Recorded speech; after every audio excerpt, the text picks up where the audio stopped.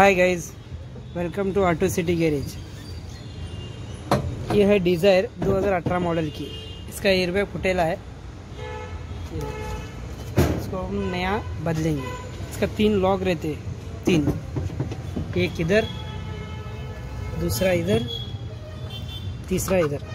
इसको दूसरे गाड़ियों की तरह जोर जबरदस्ती करने की ज़रूरत नहीं है, बस इधर एक लॉक रहता है,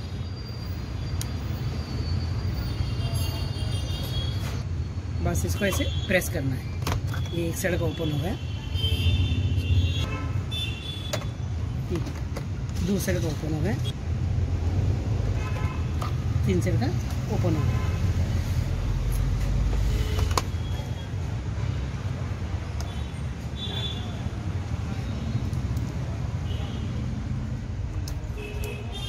ये एयरबैग है, ये हॉर्न क्लिप है। ये रहा इसका नया एयरबैग, 3655 रुपये।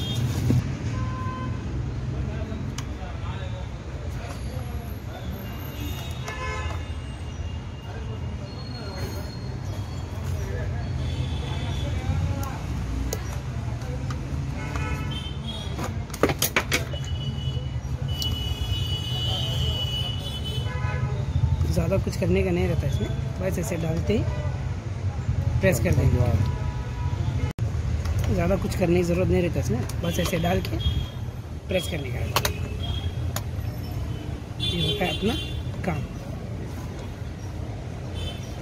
Okay guys, thanks for watching.